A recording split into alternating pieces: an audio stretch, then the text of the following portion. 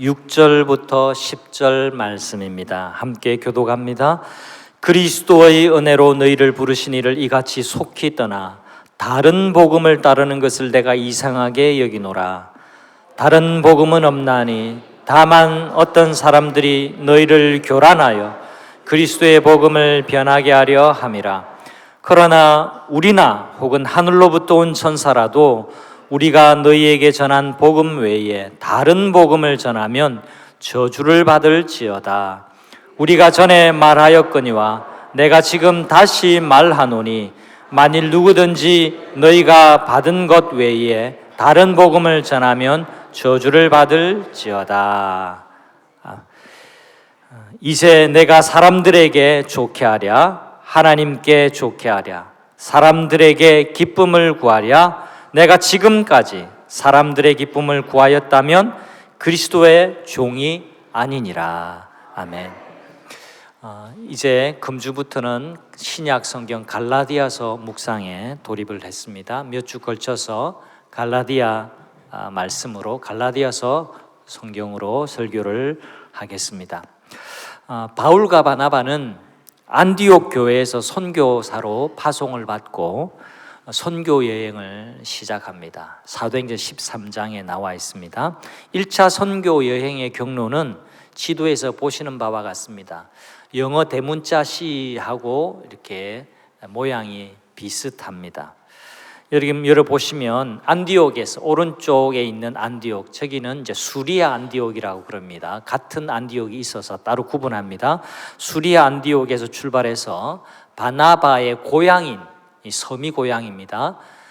고향인 구브로 섬, 오늘날의 사이프러스 섬입니다. 이 키프로스 섬을 지나서 무라, 아탈리아, 버가를 거쳐서 내륙으로 들어갔습니다. 안쪽 내륙 지역을 갈라디아 지역이라고 부르는데요. 좀 더 상세한 지도를 여러분에게 보여드리면 글씨가 좀 작은데 작은 점의 도시들의 이름을 여러분이 읽으실 수 있겠습니까? 거기 보시면 비시디아 안디옥, 이고니온, 루스드라, 더베, 이게 내륙 쪽에 있는 도시들인데 이 도시를 묶어서 갈라디아 지역이다. 갈라디아 지역에 속해 있는 도시들의 이름이 이랬더랬습니다. 그 중에 사도행전에 보면 1차 전도 여행이 상세하게 기록이 되어 있습니다만 그 중에 굉장히 인상 깊은 이야기가 있습니다. 루스드라에서 일어난 일인데요. 이 일을 바울은 결코 잊을 수가 없었습니다.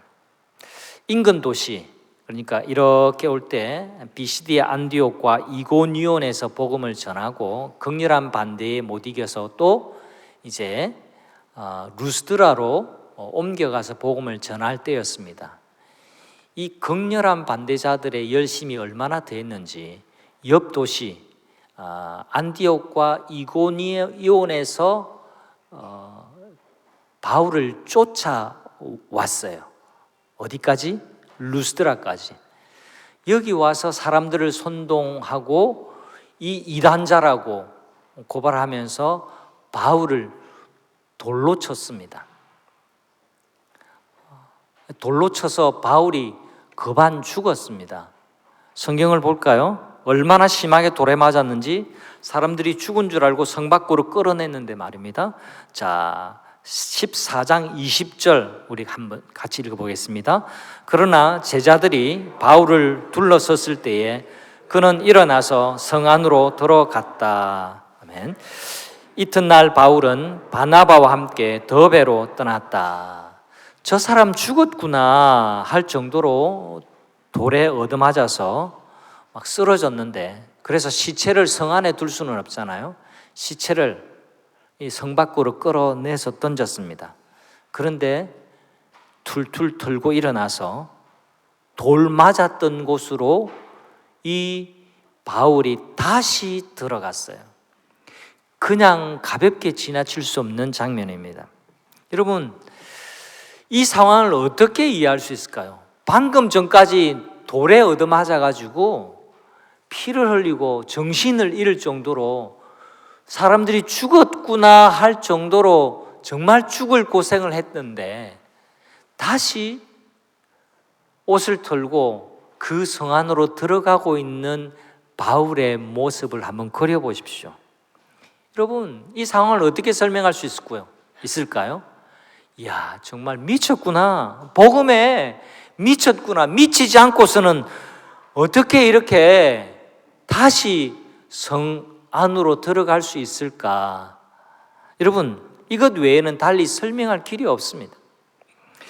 바울은 이렇게 갈라디아 지역에서 복음을 전했더랬습니다. 복음의 불모지에서 영혼 구원의 역사가 나타났습니다. 그리고 그 영혼들이 제자로 세워지는 모습을 보면서 바울이 얼마나 감격하고 기뻐했을까요?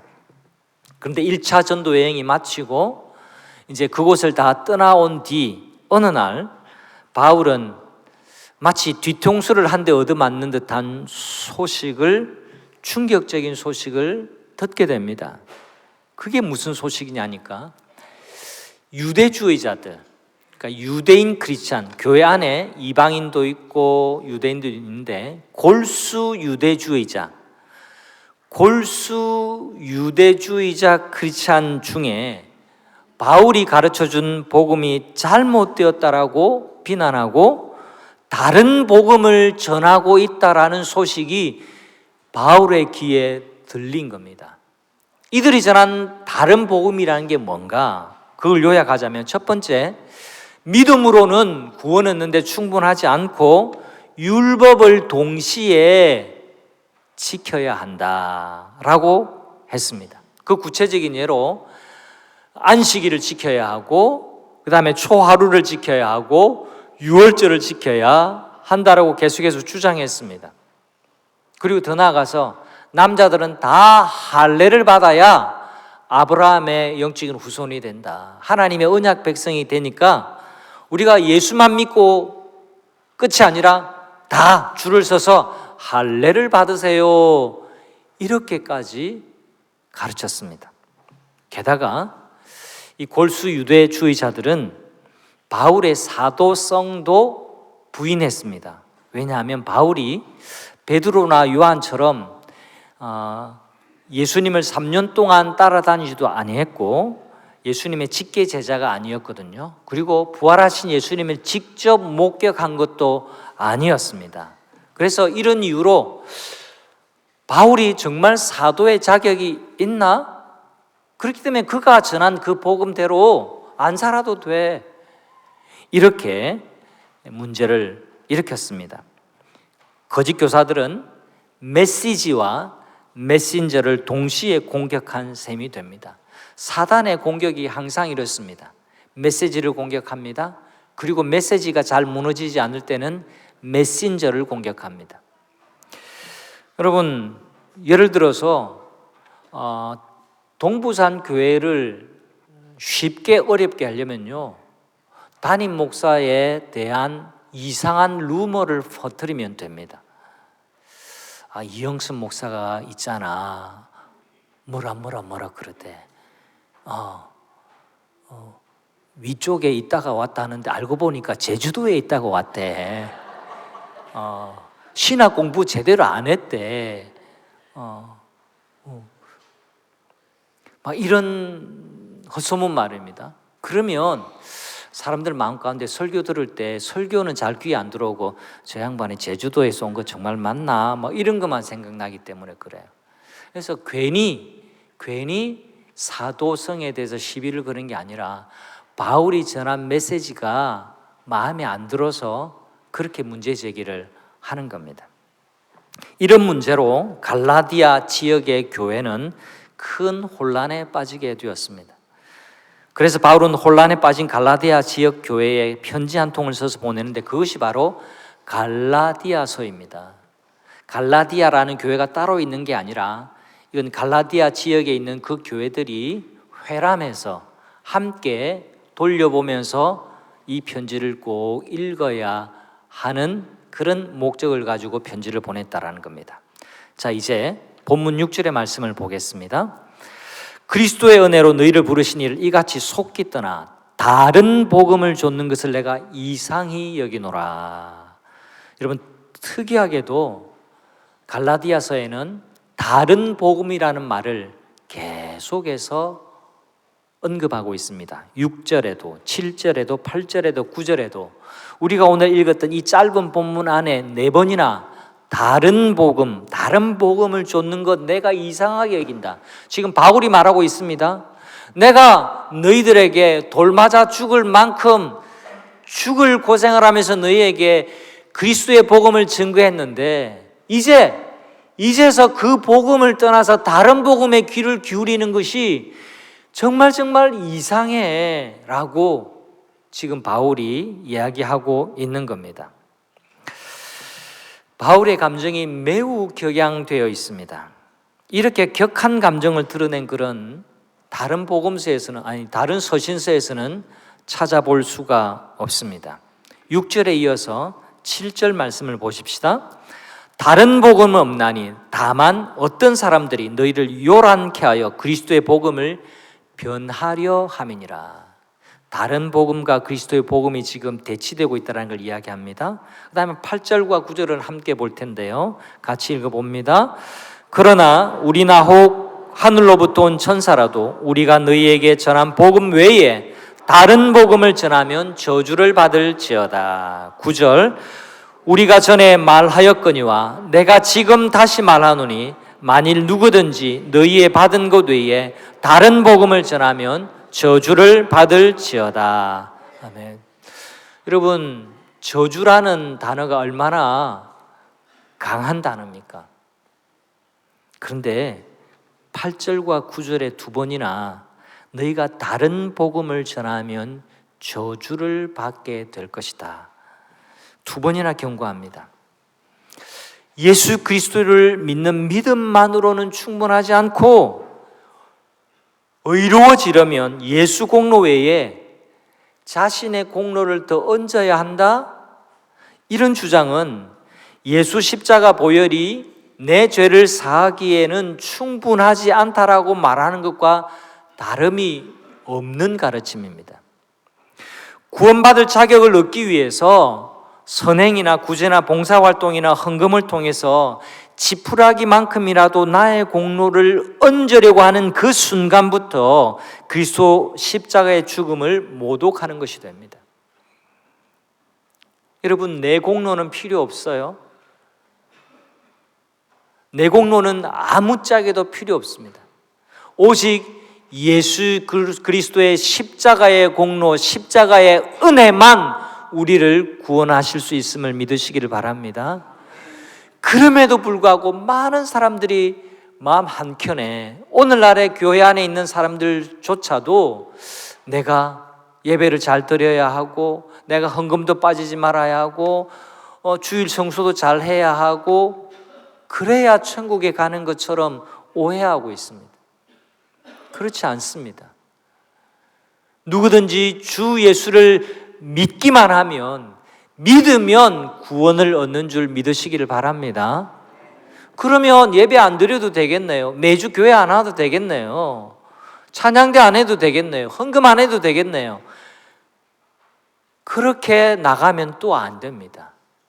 그건 우리가 구원을 얻기 위해서가 아니라 예수님이 우리를 위해서 십자가에 못 박혀 피 흘려 죽으시고 은혜를 베푸신 게 부족해서 우리가 더 갖다 얹기 위해서 하는 것이 아니라 그 은혜가 너무너무 감사하고 고마워서 감격해서 우리가 예배를 드리는 것이고 또 봉사를 하는 것이고 섬김을 하는 것이고 헌금을 드리는 것입니다. 바울은 하나님의 은혜와 주님의 놀라운 사랑이 모독받는 것을 견딜 수 없었습니다. 다른 복음의 주장은 예수님의 죽음은 헛되다라고 말하는 것이고 예수님의 십자가 죽음을 조롱하는 것과 다름이 없었기 때문에 그냥 가만히 보고 듣고 있을 수가 없었어요. 성도 여러분 꼭 기억하십시오. 다른 복음은 영혼을 살리지 못합니다. 오직 그리스도의 복음만 우리를 구원하심을 믿으시기를 바랍니다. 오직 그리스도의 복음만이 우리를 살리심을 믿으시기를 바랍니다. 다른 복음은 다양한 얼굴로 나타나서 그리스도의 복음의 광채를 가립니다. 7절 말씀, 다른 복음이 없는데 어떤 사람이 너희를 요란케 하고 혼란스럽게 해서 그리스도의 복음을 변하게 한다. 여러분, 다른 복음이 자꾸 울려 퍼지면 그리스도의 복음이 가려워져요. 그리스도의 복음으로 충만하면 다른 복음이 발붙일 수 없어요. 다른 복음이 아니라 바른 복음 위에 굳게 서는 성도님들 되시기를 바랍니다. 우리가 경계해야 할 다른 복음이 있어요. 그건 값싼 은혜 구원이라는 겁니다. 2차 세계대전 때 히틀러 나치에 저항하다가 체포되어서 39세 젊은 나이로 순교한 본 회퍼라는 목사님이 계세요. 본 회퍼는 여러 책을 저술하셨는데 제자도라는 책이 굉장히 유명합니다. 그 제자도에서 이렇게 말씀을 했어요. 말씀의 실천이 없이 받는 구원은 사탄의 속임수이자 값싼 은혜라고 이야기했습니다. 말씀의 순종은 전혀 없는데, 말씀의 실천은 전혀 없는데 그냥 구원받았습니다, 손쉽게 이야기하는 것, 그것은 값싼 은혜에 불과하다라고 이야기했습니다. 값싼 은혜와 값비싼 은혜가 어떻게 다른지를 이렇게 설명해 줍니다. 값싼 은혜는 믿으면 죄 사함을 얻는다라고 강조는 하지만 회개를 요구하지 않습니다. 믿으세요, 구원받습니다, 이건 말하지만 삶의 회개, 삶의 변화는 전혀 강조하지 않는 것, 그건 값싼 은혜라는 것. 값싼 은혜는 또 말씀을 따르지는 않지만 세례를 받는 것을 말합니다. 값싼 은혜는 예수님의 사랑을 찾아볼 수 없어도 성찬에 참여하는 것을 말합니다. 값싼 은혜는 주님이 용서를 베푸신다고 스스로 위로하면서 거리낌 없이 죄를 짓는 삶을 살아가는 태도를 말합니다. 본회퍼는 값싼 은혜가 교회의 치명적인 적이다, 그리스도께로 가는 길을 닫아버리고 방해하는 것이다 라고 말했습니다. 여러분, 이런 말 안 한 그 당시를 되돌아가 보십시오. 교회가 적당하게 나치 정권의 비율을 맞추어주고 참 진리 편에 서지 않는 것을 보면서 교회의 각성을 외치다가, 성도들의 각성을 외치다가 종전, 2차 세계대전 종전 3개월을 앞두고 순교하신 분이기 때문에 그분의 지적에 겸해지지 않을 수가 없습니다. 지금은 좀 세월이 지났습니다만 2005년도 기독교계에 거물급 교계 원로라고 하는 분들의 집회가 있었습니다. 그분들이 제 탓입니다라는 주제로 서울의 강변교회에서 집회를 열었고 그분들이 강사를 했습니다. 이분들이 돌아가면서 강사를 했는데 긴 설교를 한 게 아니라 회개 간증을 했어요. 회개 간증을 하고 회개 기도를 하고, 그 자리에 세계 최대의 교회, 우리나라 최대의 교회, 유명한 여의도 순복음 교회의 조 목사님이 참석을 하셨어요. 그리고 또 교계의 원로 다른 목사님들 많이 참석했는데 한결같이 회개의 간증을 했는데 이 조 목사님이 이런 간증을 하고 난 다음에 회개하실 때 집회는 눈물바다로 변했고 성령으로 충만했다고 합니다. 조 목사님의 회개 간증은 이겁니다. 저는 48년 동안 목회 활동을 했습니다. 그동안 값싼 은혜를 가지고 살아왔고 값싼 은혜를 성도들에게 가르쳤습니다. 옳은 것을 옳다고 말 못하고 나쁜 것을 나쁘다라고 지적 못하면서 사회악에는 침묵을 했습니다. 저는 우리 교회만 크면 되는 줄 알고 우리 교회를 키우는데 급급했습니다. 교인 수 늘리고 교회의 덩치를 키우는 것, 여기에만 신경을 썼습니다. 이웃의 고난에 동참하려는 노력은 안 하지는 않았지만 형식적인 수준에 그쳤습니다. 그것을 고백하고 회개합니다. 입술로는 사랑을 얘기했지만 이기주의에 빠져서 나만 잘 먹고 잘 살면 된다라는 것을 내가 보여줬고 우리 교인들이 그렇게 살도록 나는 그렇게 설교를 한 것 같습니다. 그래서 나는 죄인 중에 괴수라고 밖에는 할 말이 없습니다. 본회포 목사님 그리고 조 목사님의 이야기가 저 멀게만 느껴지고 있습니까? 값싼 은혜 구원이 나의 개인의 차원에서는 어떻게 나타날 수 있는지를 연결해 봐야 됩니다.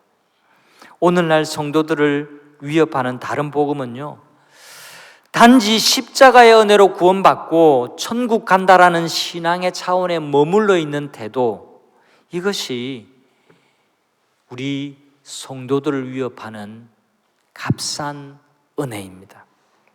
내가 천국 간다라는 게 중요해. 이 생각만 가지고 교회를 떠나드는 것을 경계해야만 합니다. 내가 천국 가는 게 제일 중요하지. 그리고는 다른 이웃이 눈에 들어오지 않아요. 교회가, 성도인 내가 하나님의 영광을 드러내고 하나님의 이름을 더 높이는 일에는 별로 관심이 없어요. 베드로가 성령이 충만해서 전한 복음의 결론에 우리 모두 귀를 기울여야 됩니다. 이제 오순절 성령이 임하고 난 다음에 예수님을 알지 못하던 예루살렘에 있는 그 유대인들에게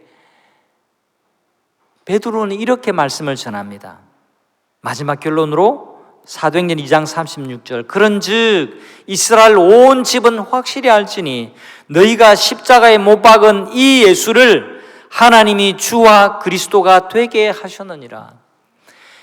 하나님이 너희들이 못 박아 죽인 그 예수라는 분을 너희의 주님이 되고 부활하게 하심으로 너희의 주가 되고 너희의 주인이 되게 했다. 주와 그리스도가 되게 했다. 복음의 결론은 바로 직전에 이 유대인들이 못 박아 죽였던 예수님이 다름이 아니라 그들의 진정한 주인이 되시고 또 진정한 그들의 주인이 되신다라는 것. 세이비어, 구세주, 이것만이 아니라 삶의 진짜 주인, 로드, 주님이 되신다라는 것을 그는 복음의 결론으로 선포했습니다. 값싼 은혜 구원은요, 복음을 전할 때에 예수님의 주 되심은 빠뜨리고 예수님의 구세주 되심만 강조합니다. 교회 안에 들어와서 예배를 빠짐없이 참석하고 찬송하는 것, 이런 것은 별로 거부감이 없어요. 익숙하니까, 늘 해온 거니까, 교회에 들어오면 그게 당연하다고 생각하니까, 그게 교회의 문화니까, 그게 예배의 형식이니까 거부감이 없어요. 하지만 내 삶에서 예수님이 주인이 되시는 것하고는 별개의 문제라고 생각한다면 그것은 그리스도의 복음을 믿는 것이 아닙니다. 목사님, 너무 그렇게 빡빡하게 설교하지 마세요. 교회는 안 빠질 테니까 뭐 헌신이고 충성이고 섬김이고 이런 얘기면은 안 하셨으면 좋겠어요. 만약에 여러분이 마음에 그런 마음과 태도로 하나님을 섬기고 있다면 베드로가 전한 복음의 결론에 귀를 기울이시기를 바랍니다. 우리 주님은 교회 안에서만 여러분의 찬송을 받기를 원하시는 주님이 아니라 구세주이실 뿐만 아니라 여러분 삶의 주인이시라는 사실을 고백하고 믿으셔야 합니다.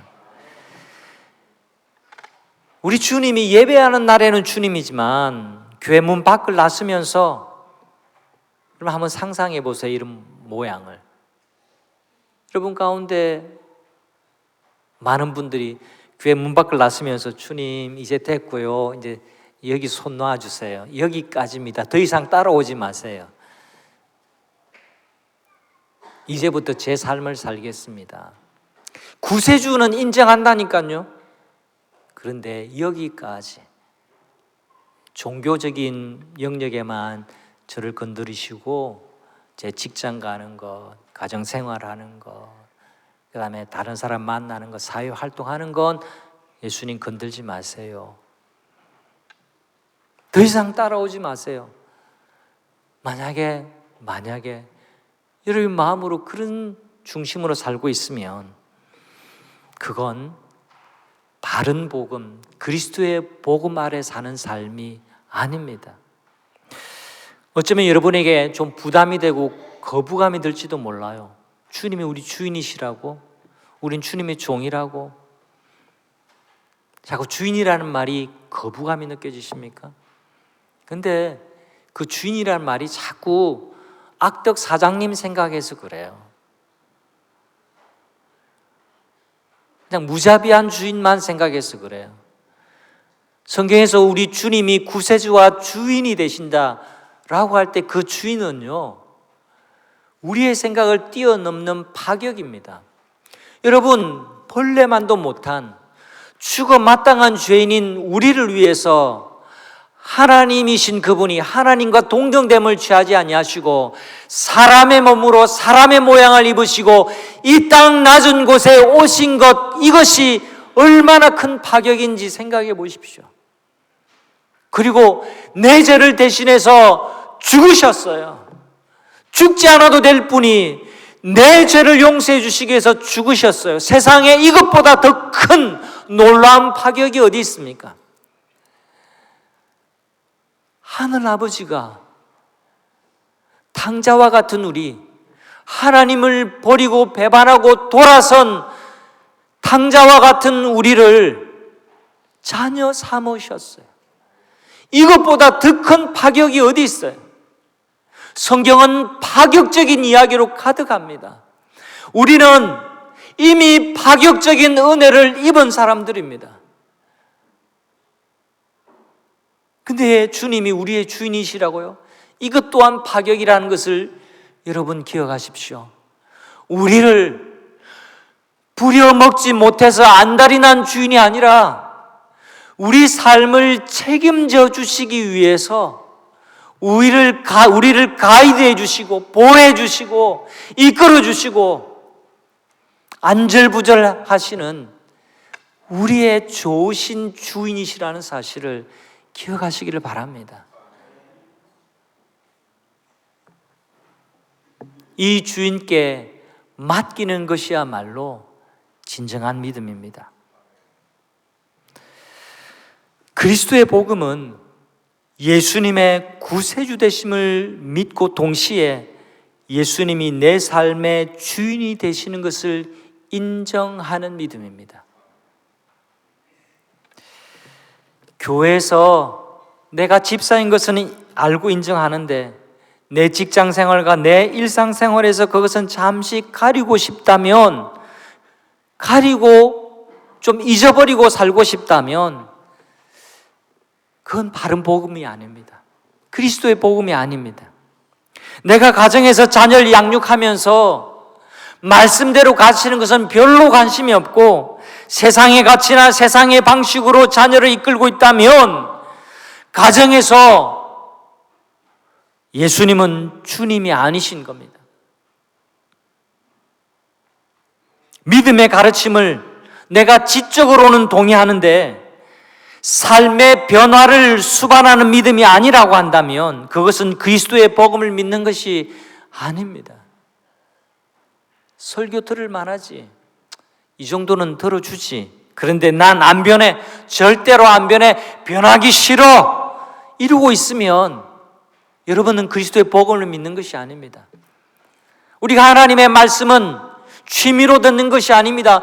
교양으로 듣는 것이 아닙니다. 이 말씀이 여러분의 생명의 말씀인 것을 믿으시기를 바랍니다. 여러분을 죽이고 살리고 하는 말씀이라는 겁니다. 생명의 말씀이에요. 예수님은 나의 주님과 그리스도십니다. 내 영혼의 구세주시고 내 삶의 주님이 되시는 겁니다. 오늘도 우리가 고백했습니다. 왜 우리가 매 예배 시간마다 우리의 신앙의 고백을 사도신경으로 고백할까요? 그게는 우리의 믿음의 핵심이, 믿음의 뼈대가 잘 정리되어 있기 때문에 그렇습니다. 오늘도 여러분, 우리가 함께 고백했습니다. 나는 믿습니다. 십자가에 못 박혀 죽으시고 장사한 지 사흘 만에 죽은 자 가운데서 다시 살아나신 예수님을 믿습니다.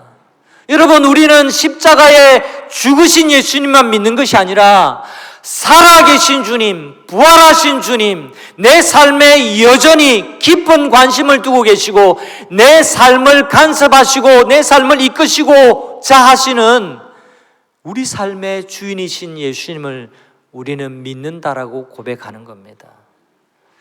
여러분, 놀랍습니다. 주님이 부활하셨어요. 주님이 부활하신 이야기는 부활주일에만 이야기할 만한 이야기가 아니라 매주일 우리가 부활주일을 지키는 겁니다. 주님 부활하셨습니다. 할렐루야. 부활하신 주님이 이 예배당 안에, 이 안에만 계시지 않습니다. 부활하신 주님이 살아계셔서 여러분이 살아가고 있는 그 삶의 현장에 여전히 함께 계심을 믿으시기를 바랍니다. 용기를 잃지 마십시오. 낙심하지 마십시오. 지체하지 마십시오. 주님이 부활하셨습니다. 부활하신 주님이 살아 역사하십니다.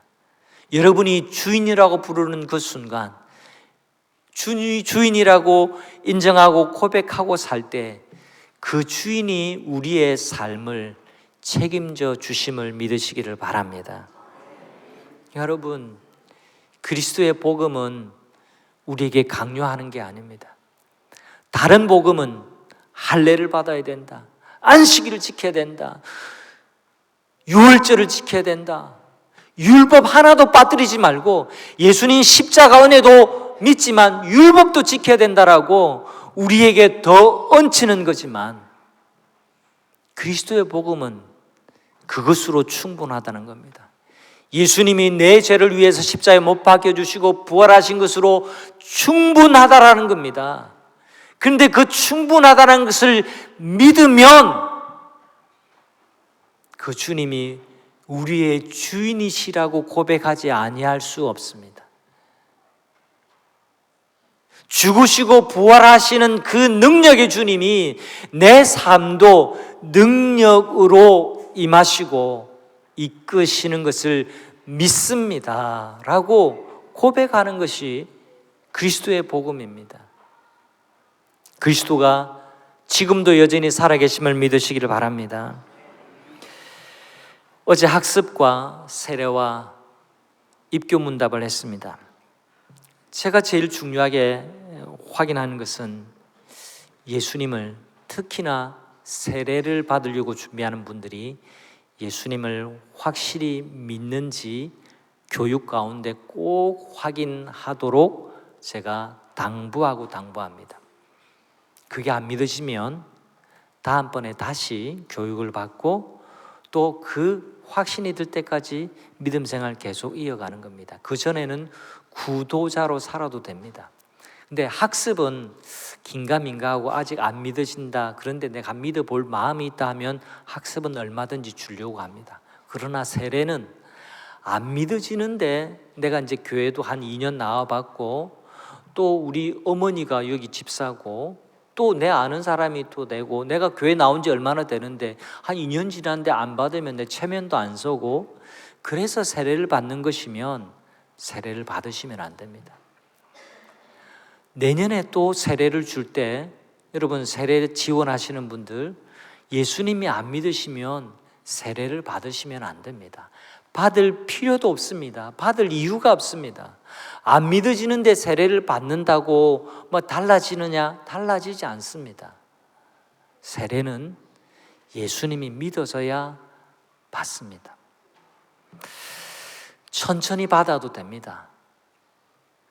믿음을 먼저 주시기를 기도하십시오. 예수님이 내 영혼의 구세주시요 내 삶의 주인이 되심을 믿을 때에 그때 세례를 받으시기를 바랍니다. 세례를 못 받는다고 그게 흠이 아닙니다.